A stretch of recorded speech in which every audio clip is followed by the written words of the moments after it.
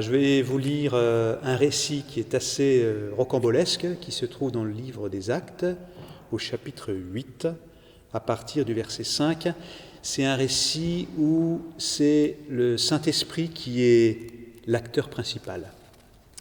Le Saint-Esprit, dans la Bible, c'est un mot que on devrait traduire littéralement par le souffle. Le souffle. Le souffle, c'est quelque chose de concret au départ. C'est le souffle du vent qui met en mouvement tout ce qui se trouve sur son passage, ou bien c'est le souffle de la respiration qui donne vie, qui anime les êtres. Voilà, je vous lis ce texte. Chapitre 8 du livre des Actes, à partir du verset 5. Philippe descendit dans la ville de Samarie et il prêcha le Christ. Les foules étaient tout entières attentives à ce que disait Philippe lorsqu'elles apprirent et qu'elles virent les signes miraculeux qu'il accomplissait. En effet, des esprits impurs sortaient de beaucoup de démoniaques en poussant de grands cris, et beaucoup de paralysés et de boiteux étaient guéris. Il y eut une grande joie dans cette ville. Un homme du nom de Simon se trouvait déjà dans la ville, se présentant comme un personnage important, très grand. Il exerçait la magie, il provoquait l'étonnement du peuple. Tous, du plus petit jusqu'au plus grand, l'écoutaient attentivement et disaient de lui : « Cet homme est la puissance de Dieu, celle qui s'appelle la Grande. » Ils l'écoutaient attentivement parce qu'il les avait depuis longtemps étonnés par ses actes de magie. Mais quand ils eurent cru à Philippe qui leur annonçait la bonne nouvelle du royaume de Dieu et du nom de Jésus-Christ, hommes et femmes se firent baptiser. Simon lui-même crut aussi, et après avoir été baptisé, il ne quittait plus Philippe. Il voyait avec étonnement les miracles et les signes qu'il accomplissait. Les apôtres qui étaient à Jérusalem apprirent que les habitants de la Samarie avaient fait bon accueil à la parole de Dieu et ils leur envoyèrent Pierre et Jean. Et ceux-ci descendirent, ils prièrent pour eux afin qu'ils reçoivent le Saint-Esprit. Alors, repassons le film de ce récit du livre des Actes. D'abord, vous l'avez vu, Luc dirige sa caméra sur Philippe. Philippe dont il est dit plus haut qu'il était rempli d'Esprit Saint et de sagesse. Et c'est d'ailleurs pour cela qu'il avait été choisi pour le service des tables. C'est d'abord sur lui donc que Luc focalise nos regards. Et que voyons-nous ? Ses paroles et ses actes libèrent celles et ceux qu'il rencontre. Ce qu'il dit, ce qu'il fait, suscite autour de lui libération et joie. Et Luc ajoute même que les gens s'attachent à ce qu'il dit. Et ce qu'il dit, ce qu'il proclame, c'est Jésus-Christ. Ensuite, la caméra de Luc se focalise sur Simon. Et que voyons-nous ? Des foules qui sont captivées, stupéfaites par la personne de Simon. Des gens qui s'extasient du plus petit au plus grand, tous dans l'admiration de ce qu'il fait. Donc, de prime abord, dans la présentation, pas de différence entre Philippe et Simon.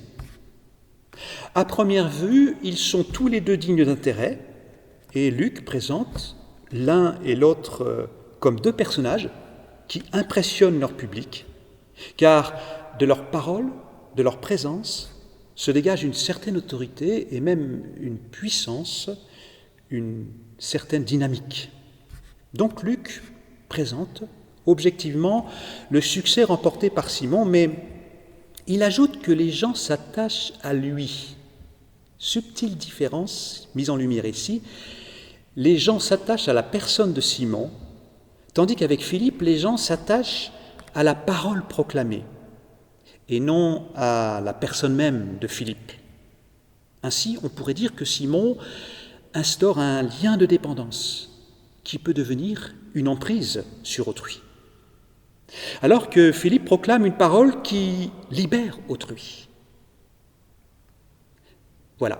Et si on pousse un peu plus loin l'enquête, on pose les caméras, on s'approche de chacun d'eux pour écouter avec attention ce que chacun dit, alors apparaît une différence de taille. et même différence essentielle. En effet, Simon se dit quelqu'un de grand. Et en grec, c'est le mot mégalos qui a donné mégalomanie en français. Et le mot revient 2 fois pour qualifier Simon et son action. Ainsi, on pourrait dire que Simon est pris par la folie des grandeurs. Il cultive autour de sa personne un culte de la personnalité. Il parle de lui-même et sur lui-même, nous précise Luc. De telle sorte que les gens disent de lui, c'est la puissance de Dieu, la grande. En d'autres mots, c'est Dieu lui-même. À l'opposé, Philippe n'est pas quelqu'un qui se grandit aux yeux des autres ou qui se prend pour Dieu. Au contraire, par 2 fois, Luc dit de lui qu'il descend. On pourrait penser que c'est un détail anodin, mais je crois que c'est tout à fait significatif. Philippe descend pour aller en Samarie, d'abord. Et puis un peu plus loin, il descendra avec le fonctionnaire éthiopien dans les eaux du baptême. Ainsi, on pourrait dire que Philippe suit le Christ sur le chemin de l'abaissement et du service. Et puis, à la différence de Simon, Philippe vient non pas pour parler de lui-même, mais pour parler de Jésus-Christ. Ainsi, il témoigne d'un autre que lui-même. Il est décentré de lui-même. Et précisément, c'est, je crois, l'œuvre de l'Esprit Saint. Dans Luc, en tout cas, l'Esprit Saint, le souffle de Dieu, c'est une dynamique qui nous décentre, qui nous fait sortir de nous-mêmes pour nous ouvrir à autrui. On pourrait dire, c'est une puissance qui nous libère. Ainsi, toute croyance n'est pas bonne à prendre. Il y a un discernement à opérer en portant notre attention sur les effets produits. Est-ce que cette croyance libère et ouvre vers les autres, ou bien, au contraire, est-ce qu'elle est fermeture et aliénation ? Ce récit me parle, car Luc me propose des critères pour discerner ce qui est bon et ce qui l'est moins, ce qui vient de l'esprit ou ce qui vient d'ailleurs. Et avec vous, je voudrais opérer ce discernement dans 3 directions que je présente d'ores et déjà, mais que je développerai ensuite. Premièrement, dans le dialogue interconvictionnel. Deuxièmement, dans le cadre des outils de communication qui sont à notre disposition. Et puis, troisièmement, dans notre réflexion sur l'écologie. Premièrement, le dialogue interconvictionnel. Lorsque je m'engage avec d'autres dans un dialogue interconvictionnel, cela m'arrive souvent, parce que dans mon entourage, je rencontre une grande diversité de convictions. J'imagine que vous aussi, vous faites la même expérience. Il y a des chrétiens, des juifs, des musulmans, des agnostiques, des bouddhistes et d'autres encore, dans nos relations, dans notre entourage et parfois au sein même de nos propres familles. Et donc, je suis fréquemment sollicité dans des dialogues où se confrontent des convictions différentes.